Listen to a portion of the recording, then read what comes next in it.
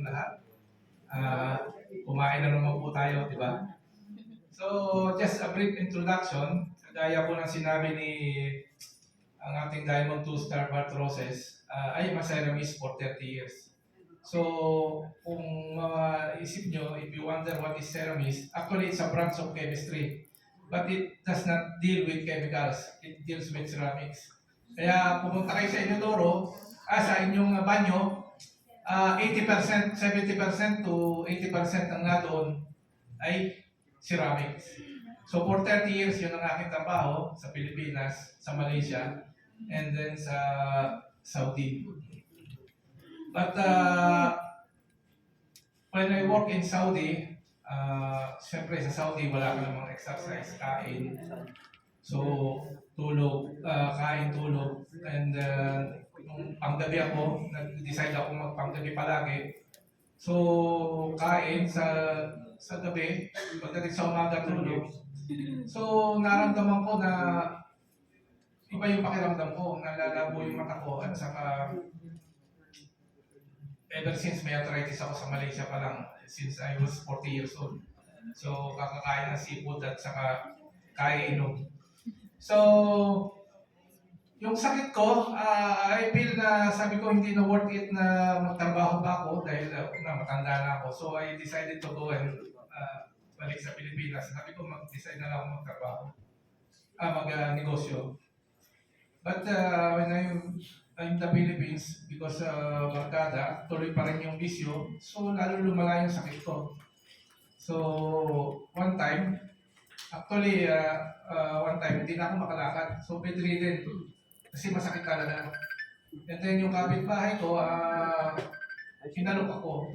Actually, pinahiram ko ng one bottle, courtesy of our upline, ating si our 3-star, elite 3-star, Ma'am Bertie Nemsen. So, pinahiram ako ng isang bottle, just to try. And then, nung matry ko, nakalakad ako after kinabukasan. So, nagtaka rin ako kasi dati pag nainom ako ng gamot, kahit uminom ako, pagkatapos ng ilang oras, masakit na ulit. Although nung makainom ako, masakit pa rin, pero nakakalakad na ako. And then, after that, after mga isang araw, yung na-blast out yung aking kidney stone, may lumabas na lumabas siya. Kaso hindi ko nakuha kasi hindi ko naman alam.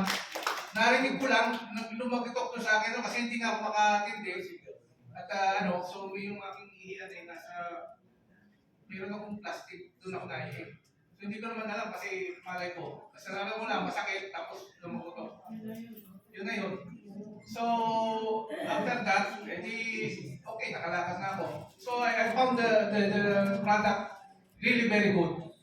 So, sabi ko, ang ginawa ko, so, hindi pa ako kumukuha. So, nag-iisip ako kasi mahal pa mahal. Although maganda yung product. But, nagsama ako, yung kapitbahay ko nga, sinama ko, which is also diabetic, and may arthritis na hindi siya makalakad for 9 years siya kami diabetic and 6 years siya hindi nakakalakad. Hindi na siya makabukas ng pintuan Yung tali, hihila niya. Nandito siya ngayong dalawa. So, after 3 days nakalakad siya. And then, after 1 week, nagtataka na ako, nakakalakad-lakad na siya sa subdivision.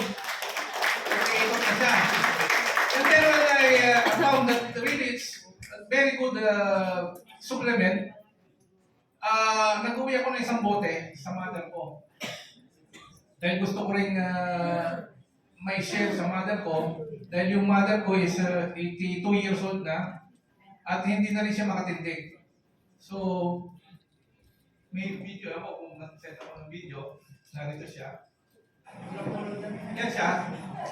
Hindi siya makalakad at hindi siya makatindig na talaga masakit. So, hindi na siya.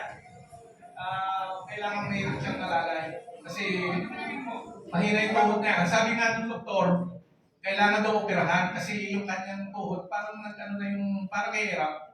So hindi na siya makalakad, kailangan operahan. Ay matanda na, ayaw na niya mag-opera. So, sabi ko, bigyan ko nga nito, which I'm sure na magandang magiging epekto. That, yung mother ko, 2 weeks ko na naibigay. Sabi ko nga sa kanya, Mami, inumin mo yan kasi hindi biro yung product niya. Sabi ko, medyo mahal yan. Sabi niya sa akin, magkano? Sabi ko, 25,000 na higit. Ha? Ayaw na niyang inumin. Sabi ko, inumin niyo yan. Wala na yung timang bayad na yan. So, ang nangyari, hindi pa rin niya inunong ginawa, dinala niya sa doktor kasi mayroon siyang doktor mayroon siyang mga maintenance na iniinom. Nung mainom niya, anong madala niya sa doktor, ang sabutin lang, sabi ng doktor, inumin mo, wala namang problema kasi supplement naman yan. Tapos, nagtanong pa sa akin, siguro sa online, bakit daw may sa online may mura? Sabi ko, huwag mo nang intindihin niya, Mami, bayad na yan, inumin mo yan. So, nung mainom niya, ininom na. Ngayon, sabi ko, sige Mami, pagkano, itutuloy natin yan. Sabi sa akin, huwag na, mahal eh. But, nung mainom niya, yung isang bote, after ilang, 2 weeks lang yun eh. So after 1 week, wala pang 1 week, nakalakad na siya. And then,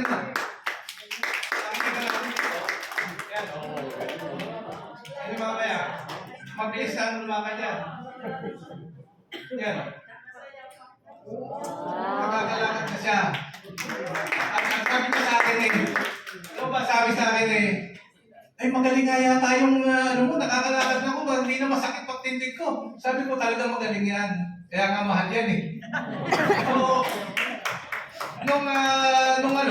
tapos sabi ko, sige, magkano, bibigyan pa kita, tutuloy natin yan. Wala na akong narinig sa kanyang huwag na. Hindi na siya umimik. So, ibig sabihin, effective. So, napakaganda ng produkto. Ang sa akin lang, ang aking advocacy is to share this product sa mga taong nangangailangan. So, actually, nung sumali ako dito, hindi ko naman alam yung business eh. At hindi ko iniisip yung business. Ang sa akin lang, ang gusto ko, ma-share yung aking naramdaman at mabigyan ng hope yung mga taong nangangailangan. Sad to say, may mga taong talagang mahirap, aminin na natin, mahirap ipatanggap. No? Talagang sarado ang isip. Pero ang nasa akin na lang, sa isip ko, hindi ko kawalan. Inalo ko kayo, isinare ko yung naramdaman ko nung nag-take ako ng product, kaya nga tinitake ko to, na-take ko to, hindi to basta ko inalok sa inyo. So kung hindi nyo matanggap at hindi bukas ang isip nyo, wala na akong magagawa, hindi na ako may kasalanan. So mahalaga, naibigay ko sa inyo yung produkto at kumbaga na-share ko sa inyo yung aking mga experience. So ako'y nagpapasalamat sa produktong ito kasi marami akong natulungan at marami pa akong matutulungan. Thank you very much.